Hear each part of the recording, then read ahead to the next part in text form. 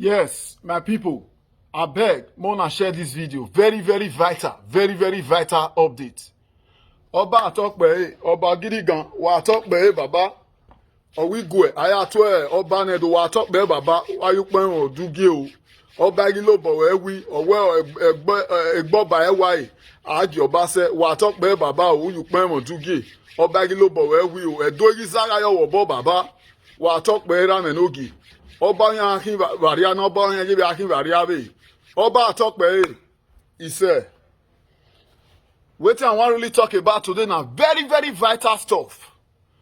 Na about the reconciliation wey happen for Oba Palace and some other issues between Oshomole, Tony, Katenosa, and some other people. This governorship election wey dey come so, gentleman no dey at all, you no dey. Baba, you are the God where we believe, where we dey see as tradition talk. Not be Bible talk am o, na tradition talk am, e no dey Bible. Now you be the second God, ni ma gavedo. Wo Osalobua ni ma bere, ni ma toti evedo, because Osalobua Jesu no ge ma bere, be ma bere we. After Osalobua we, Osalobua manu pogeva.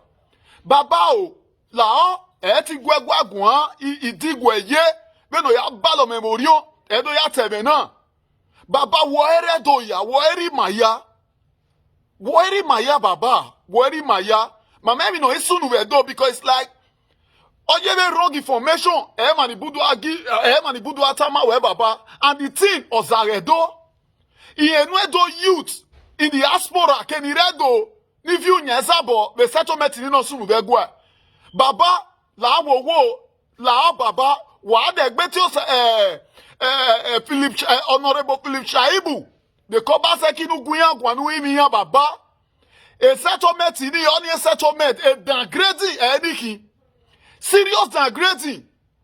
A palace, a Guayane politics, a Guamawe politics there. Politics have been bringing problem to Benin Kingdom. Iviedo, Oviero, Numos Nemo Eki, Odame. Because I see a major Janet over, I see a few Pegyoba, Bekete, Odame, Merema, since 5 days ago, he might be a very year.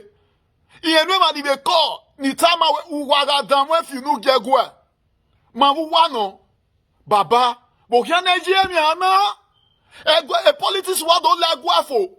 Baba, ya tell me so my way, Yaje were Baba, Yaje Dore. In 60 AD, 60 AD, the time of Oba Ovorame, a politics of Sunu, Naya Movorame, Are Kalaba, a politics of Sunu, Boya Sunu, a Babadu gave Wagwa, Wagame in Nanadeo, a Babadu gave Wagwa, Banatame, Ologbo Sherebo by Siagon, Koba Havaye, Niata Mebo, Witamerobo, Nebo Wiregbe, ni adegbe adebe dobe. Ovora me no gbase, eminu je wewu baba. Omawe ni agbebo wa o, omawe ni agbebo wa ni agbelebo. Beto baka ba yeri wa yan riseva. Iyan na alwe violence nebo. Anebo no iyan mani do oppression, iyan mani de violence. Iyan le violence nebo ebo na we no, even we ya gwana me ri weregbe. Ma oni magele do mi ovora me. Do na we abo baka ba ya mowo. Iyan na gbelebo wa. Wa mi ebi to me no me. Ofora me magian. Ofora me magian ni ajo ni agbebo. Ofora me ke no sunu na information na ofora me agbelebo. Immediately information about ofora me agbelebo. Ofora me enege okwore ne.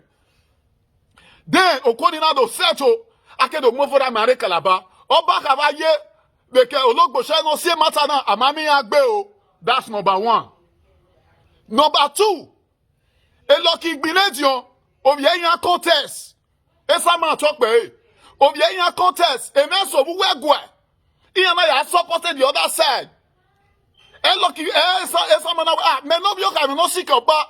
When I support him, I ya support him. Baba, no rakete. Oh, when any Emmanuel Lega Baba, or Dwekini. Onedo, CNS Samana, the Baba, court. When I support Obiye. That's 2. Then number 3, Onyare Gule, a man in Onyare Gule, I am a sonny. E baba me no sunu o. E baba gie. Obase. And Onye Egule was a military governor. Nedame where. Information is second Onye Egule. Onye Egule na. Omae structure redo. Omae tradition redo. But everything Onye Egule know is about government power. And really, after God Almighty is government. Oba or a governor. Oba number 160 of the state. Oba number 260 of the state. Oba is a traditional ruler, our own father. Both the good, the bad, the ugly. Oba is our father. Onye Egule now suspend Oba from being a chairman of traditional council in South. A bit something like that. Egwana Mou. I am Onye Egule yewu. I am give yewu. But the damage was already done. It's an history. Emabe sieo. Onina bolo. Baba. Na jena. Settlement in no sunu vegwe. Ema David Obawo. Iye do ba oge ma we na we. Gemine kombe Philippe Shaibu. Baba oge no. Shaibu even toss no philosophy no gbelema wa. All those are lies. Oge no kwa. Baba utemo ba o. Wato bera me noke. Oba nyaki baria na. Nyaki baria be. Imado fi pe yo wonu baba. Ime simi osege ne do. Ime yebe simi osege nu we. Be baba na ma de yo se ato ibi we de kie maki. O ma de yo. Baba, wo salobi manu pogeva. Ni maga. I Jesu no ke. Everybody is equal in the sight of God. Everybody equal maya hibo da wo salobwa. You be Joe, you be Shakirio, you be Esau, you be Afema. We are equal in the sight of God. But Baba, you represent God based on tradition in Benin Kingdom. Why are we not equal in your eyes? Why are we not equal in your presence? Amami ekenula gweme osagese yamugui in anything. Everything was Philishaibu. Why, Baba? If you wear Mayaki, Agbokani Nyagbinya no car.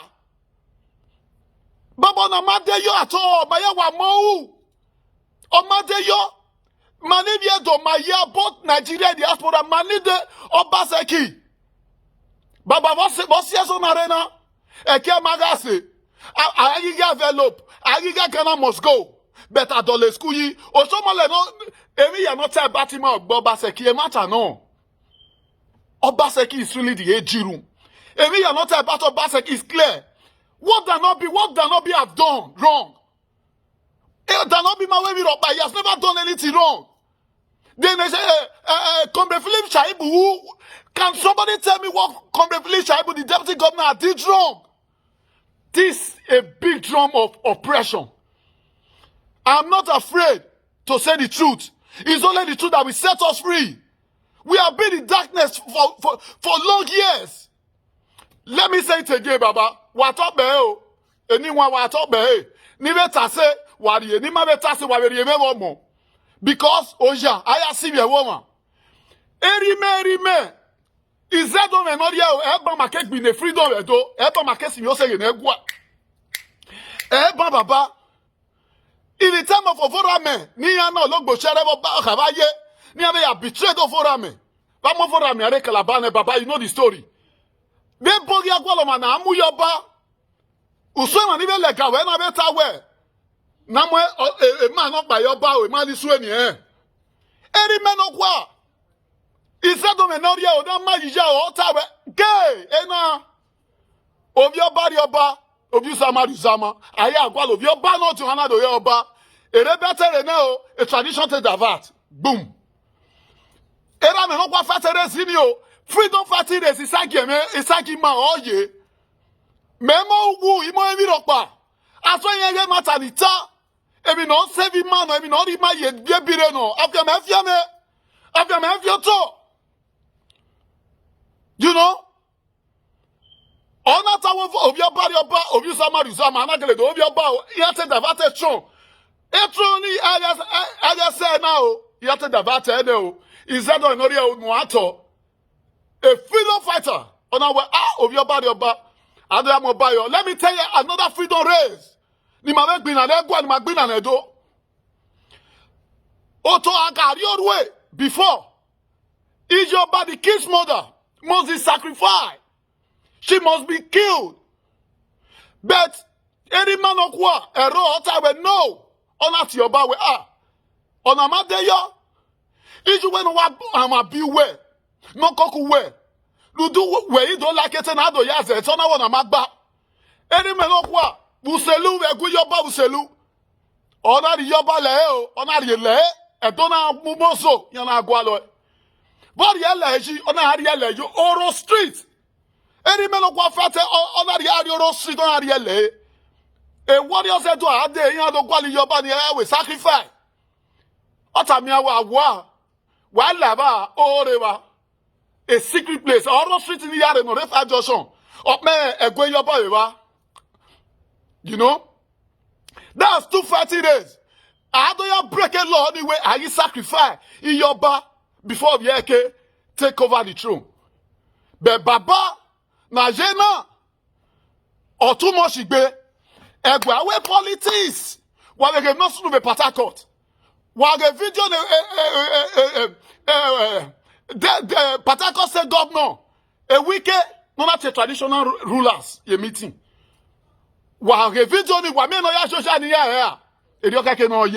Because why? The traditional rulers have already get into politics. Tradition, upper palace, we have Gofadarism, yes.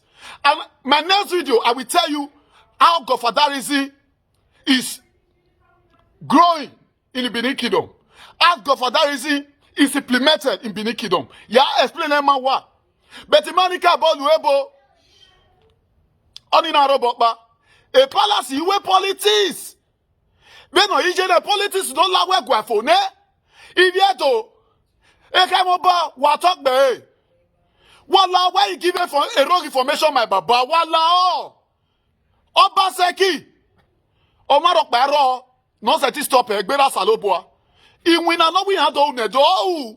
Wagumen nedo. Digo no Baseki, and a banner. Over another 700 million. Amatare. Over no more bolaze square a toss. Near to a bully or Basaki or that way get about Amatare meeting. Over no insulted governor, no Simaya insulted governor every day. No insulted governor. Amatare. It's a comrade Shabu, no matter where we rock back, comrade Shabu will not do anything. Now, not going to seek for Oba Palace. Say, now so you get this one, now so you get that one. Wait. Baba use the other to carry Obasa can say, I must see the carry Filishaibu. Filishaibu is not a stranger, it's our brother. He's your son. You are treating Filishaibu differently. And anyway, you treat Filishaibu differently, we as your children, you have treated us differently, my king. I'm very loyal to you. You are my father. I'm not yearly a for no. When I tell me, you no better no you no better say Maria behavior I can video ni.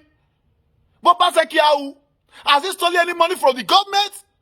Oshomole, Baba Amano cannot me gonna have the private jet. This was a man that cannot even afford the house rent. He has a private jet. He has a house in Dubai. He has millions of dollars. Where did he get the money from? Baba Umano. Umaneze Yamu. How do you manage to come to APC? Oshomole, Baba, I'm so short of words. Baba Lao, they're going to Shaibu Baba Seki. Because money here to my all over the world, they're about Guao. Baba, Wamwima, a matter no matter yosi at all, Baba. Wobieli Maya, Egboka Ninya, Binyano Ka, Walao. Another time, for your information, anybody all over the world, nobody will live forever. But the legacy that you left behind will speak for you. No king will live forever. No governor will be in office forever. So what are we talking about? Obaseki is doing well. He's working. Oshomole 8 years. He borrowed trillions of dollars, trillions of naira. He can never account for it. Una de complain Oshomole build red roof. Okay, Oshomole build red roof, agree. Now he get the money? No. He build red roof, agree. Obaseki come in now. He said, we are not building on red roof. We are building on the wisdom inside the red roof. Oh, now, okay. Let me train the teachers. I go Shomole. A teacher said this to a baby class, a teacher of my Mary. Obaseki is going to give them a digital life. Obaseki is a Democrat. He has lived in America. He has Western world education. He has Western world knowledge. Ask me about his fellow friend, the fellow man that is contesting. He has never did anything in his life. He has even been stealing money from the government. Is that the people there you people are supporting? Onina Robokba. Obaseki raised a bank in America. He raised a bank in Nigeria. On his own, he raised a bank in Nigeria. To the extent, the richest man in Africa, Alhaji Dangote, Obaseki helped him to build up everything he has today. What do we want? So Obaseki come into politics to rescue us. Because Obaseki see that we are in darkness. And those they have no lights for how many years? Oshomola did give us light. No. Obaseki is bringing light. Oshomola did give us education. He did give our children the grassroots education. What are we looking for? Light is life. Education is wisdom. So what are we looking for? No matter. A person here will go about the growth. A person here kuo. Baba. Iliedo. Walao. Walao. Wado sio kuo. Mamwe maya ni maya yeda bima fio wa ye be fighting now. Because we are not fighting for ourselves. We are fighting for the upcoming generation. Enough of oppression. Palace don't have anything to do with the government. Palace is not a politician. That them a politician that way Palace here. I was expecting that meeting. Hey Baba, oh my God, Imani ni ata. Imani don't tell no any matter. Baba, what can I jam you on Baba? Baba, where? It's so. Is there Yamu Baba? Or Master Nayane say Yamu where? Why are the IPC here? He said Yamu was the PDP. Oshomola give me a plan here. Go back and plan when all two go. Or my two go. Oshomola na buze Yamu when all the ticket to APC. He said Yamu in the ticket he dey. Ambassador the governor at Tamawe. Go and pass through the normal procedure. Go and register from your ward and through the state chairman. Because he said Yamu know that he's a rebel. He said Yamu Maleva, or when I register online. Why we make money there? Baba wo yana yemi ana yedo. Wala o ekwe mu me egbe woman. Imemi ni ata. Imemi ni ayagun O wa dame. Baba wo salo bi manu pogeva. We ma yerima. Bana disgrace shaibu ni ze Yamu no shi. Esa mo jami le ze Yamu. Esa mo jami le ze Yamu mi emuria. Almost 20-something years in years, I'm with baby politics. What has it done for us? It will come out water. Mame. Is there Yamu? Ukbonoje or Masadita? Is there Yamu win a simple agenda? Is there Yamu walk with Boyagi? 100 by 100. Ukbono is there Yamu Matic Baubo? All your dog Bali Viedu. What did it happen now? Why get don't divide? Okay, that may be information. What about your neck? I bet you neck had you work well. What can I kick a gua? Okay, can a guardian so my Latin? Oh, man, no, cause a walla election. Oh, man, no, the voter won't buy a and up. Not in my way. Are you at a meeting? Obaseki Fili Shaibu. Oh, man. Baba Laotia. Because my mom name not soon a patako, not soon a do. Nana do a more guayaga. Every now one F1 if you do what your temata make be mataria. But I will yek another temata. No lag metiro. No lag metiro. Baba la wo la genabi gwe. Iwa eti gwo bi we. Ebe ke gbina na edo ebe ke gbina gwa. Ebe ye kere. Ri ke gbina na edo ye twin. Ikolo la America na. Baba Gedo Zaga. A politician to mula wegwana. Hey. Baba, if you ever wake up near Gualo. Baba, I'm your mail if you don't know. Uwe, Oshomola Mafia, a candidate today. No time a candidate in Magualo. Baba, that Oshomola, a candidate today. A candidate in a fuck up. Enyogia waya go, what body candidate today? And it's not supposed the government or any king to bring a candidate. It's the people. All the candidate today is the people's choice. We are not ruling under the military. We are not under dictatorship. Baba. Oh, Edo. Ema tagire Edo. Enika o. Where the air, my memory no isunu. Etoni kabaka nwa wa. Obia swami wa. We memory na we rakado da agwa. Awera no kwa. We memory na kado da agwa no kwa gbuwe. Nuri Etoni, obeliketa mawe. Obeketa mawe. Nuri eme gwa unuwere. Nuri eme gwa politics ire. Wawo chomo lo se gwa hiana. Ima one fare, ima ne mye huere. Ima kwala ma na ojoja no ba me. Ime mwegbe mi ayawu. Oma ba na ojoja no ba me. E kabaka. E uwe gboba. E ra e chief. Iyu e chief. Woli ye ka gwa la wegwe. Wo to gele le gwa hian. Oba se. Secretary to my king yagu wegwe secretary. Secretary. Isekure sike e baba so where before. But today where is Isekure? E secretary me nwe o. Where do zage to ye baba bo? U me nwe secretary. E secretary oba yi mi awe la wo. Iye we ya suwo wa we. La wo. La baba. Yi mi awe niti gwa. Where do zage to ye baba bo wa la o. Awo ko ni eta sinu esunu e baba ro averi manu e karu ya manu ro pa ni asi. Na una wasi e wa be onu wa be kosi na emi na wa wo kan e fua o emi no sunu be gwa be o ma ye ni wa rewe for all over the continent, all over the world. E ma ye wa mu nya zabo baba e ve ma ye hi baba bi we ne ge ma ri. Everybody is equal in the eyes of God. Eri obi eke ni ma ye equal bo to we bo bu we. Emo banu wa na mase obi chief na hi or na obi chief. Can somebody tell me what Philip Shaibu has done wrong? Nothing. But Philip Shaibu was intimidated, was oppressed. What in that meeting? You know, yes, I did tell. Anytime I get video, I'm a fella about me. This make it 5 days. He marry ever. I don't let you go to me go to. I don't have few go. I mean on the radio. But this to know. Igbina ni magbina na. Egbima magbina na gbo mamane. Bete mone kiero wa. Ibie ka wade. Era ro wa ije ro wa tie ro wa.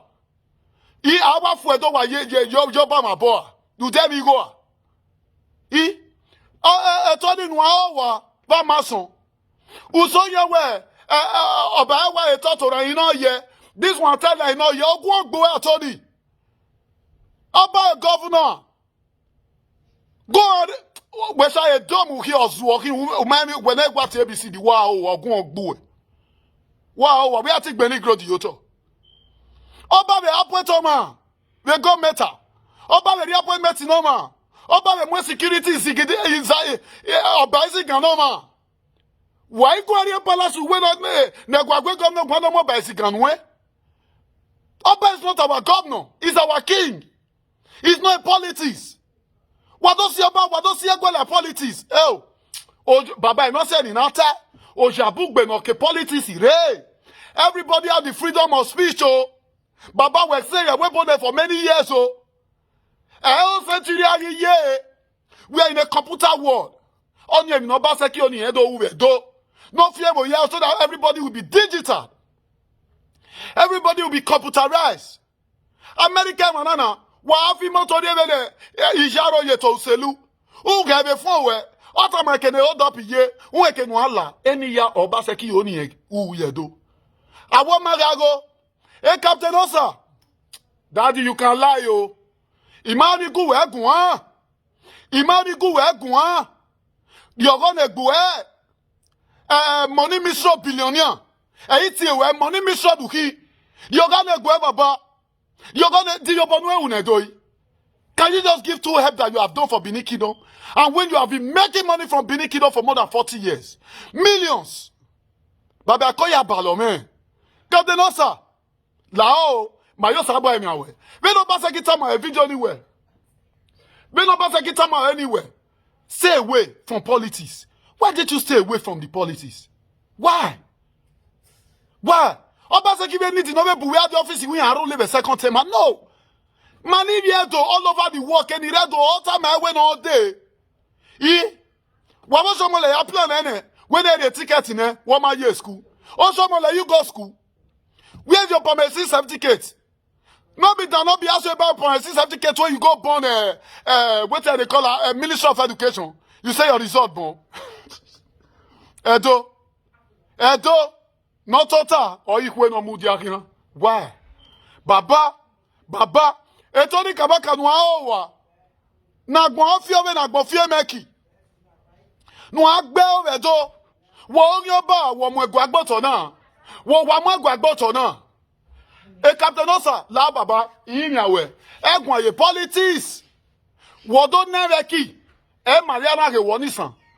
Okwo no bi ereki. Owe na wo ya zo we. Do madola politics una mu go de mani ado di camp. No na mo ma go de mani adelo sisi. Aga we politics for na ba if you see yi. Na do ya gbelegbe. Captain Osa. Ubi azaga edo yo babo. Etoni kabaka no ahowa. No agbe o agbon. We no meti pay your wa. We no meti pay your rent. Na mo one are free from Eruse to Owine, from Owine to Etete. No go bue. No Allah ka ne tori. Ne se ni unu bue. O sa ma no mo lesi no be o anoro. Aku we kan wi yan ko nu collect revenue. O na so bu mi ande. Ima tun gbe lo si ke we to ni kabaka. Uwo sa pa ma ku we kan na fie ba we fa. O ma nu tie me ina ke Port Harcourt ade o. Ina do ri yo bonu e. Ima fia we go. At the end of the day, u kan ya me se we regbe.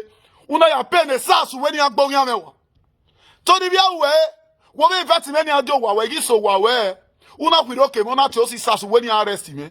From 3 months and 2 weeks egbe be sas. Sas na imi na ni we karo wati. Sas meta na 3 months egbe wa. Every day na rieve ladian. E drill ni gibagbon. Ofio to na kanari ran la kun ya kunu ladian. Eri ari oge me ye maton. Ina rewa. Isa jama gbera egbe me. Ipapa piani kian. Me ama ili do me ama wa ye ki me. Wa gumene to de ni we. Oso de wi yen gwa li yobo. E na fi vie to na fi bi son bagbe mana ya deliver ne. Iyobo ni enu eto ni eni ka oyan na we. Emi ni we. Una amwesi o me motor with 86 agele. Una mu yo me motor weti adogbo amami kesi nu ma mu me. E commissioner no we be ro we nu we na gbe. E to ni mami every time commissioner. Etoni mami every time commissioner. Every 2 days etoni assessors. Eri o ya gago 5,000, 10,000. Ona mani gbi na now na me shishi. No matter pay your rent. Etoni no be kabaka. 2 hours. We o ne. Robo ka we no make no kia e. Ma we wake up on. O kan we na amwesi oko no ama. Ona mu gbe na mu yo me moto ona pu roke me. I moto gbe, I go gbe. Enta mi ni gwesi be sas. Every day. O ma ne sas me mu, ne sas me han. O ma se no sabo a une. Every day na gbe 3 months or 2 weeks. We sas. A mi zo ne toni ma full olaja wi hu. Investigation na sun. A mi station na mala. So te toni. A mi ma be ba o bo gbe. Emi ne toni hu ya ta mi yagbon. O ilo we ya deliver na ya win na no we gbe ne. O wo no yo gba le gbe ya gbo a. O yo ye e ma ni rotu ya gbo a. O dan me ya magba.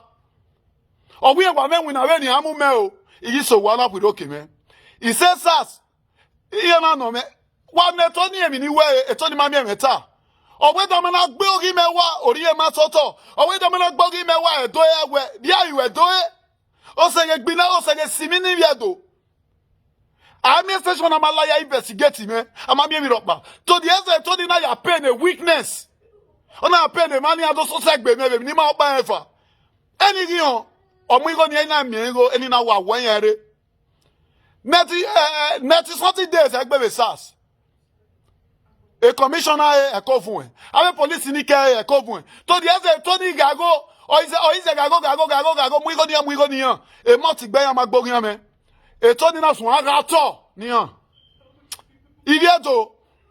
Imemi ni ata o because e na je na me no isunu o.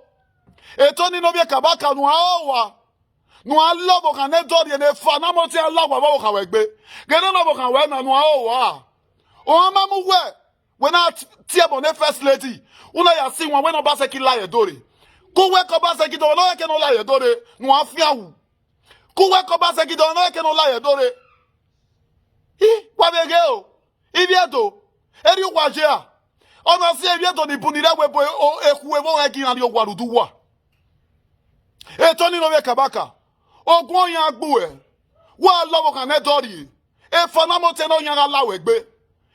Na mo bicycle no we egwa be mo bicycle no ma egwa be mo appointment no ma egwa government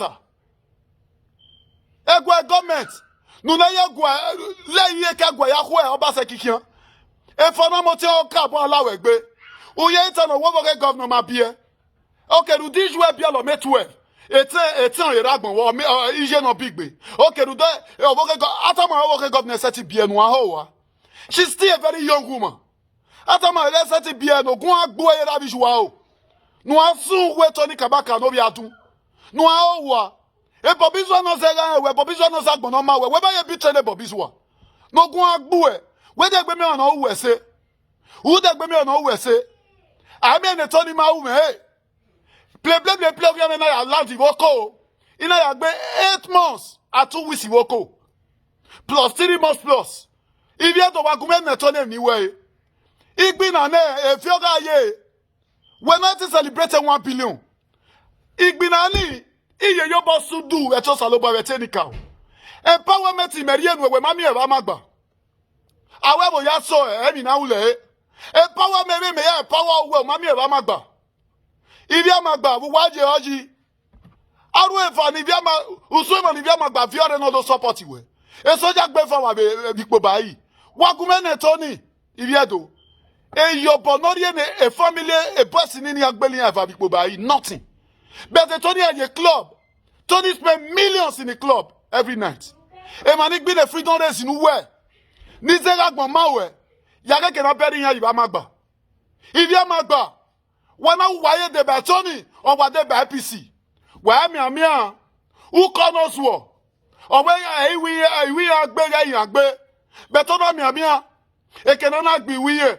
Evani na gbinyen etoni kabaka no biatu unwe aru evani wuni be kunwo saga le nu tiegbe bo dawe ogwiswa unwe ya tewe mu those words benefit nothing a family vivian yaruse because they are breadwinners we celebrating 1 billion evani gbina erase 1 billion we una unu mu imayakwi nuku le ko Libya bo habie eti ma ige bega ye Libya Vitali evani ma we bega de babia laje e ma ni ma gbogbo de e to yin yo gbe gbe kule ya mo pa ma lewo o ije gan o te je won wo o yan me ma wu ona jere gan e to ni no bi atu ogun yan gbu e wa sun wu e de ne wero wa we ti la fe na je na e government power ga ri level nu any ti osomole e government power gbera na wari awe be technical wari awe because what goes around comes around owo ku we no wa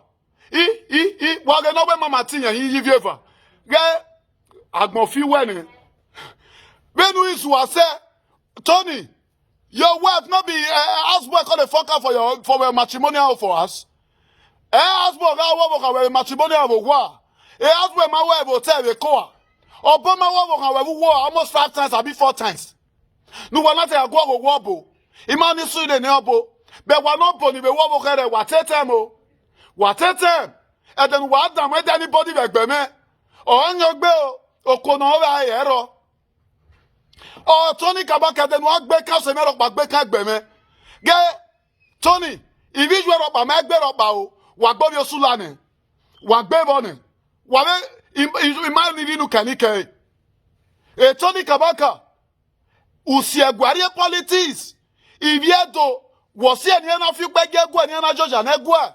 Na iriena me no isuno because I'm really sick about this bullshit. Wale Tony, near wa back and front in Canada. He went over water. He went over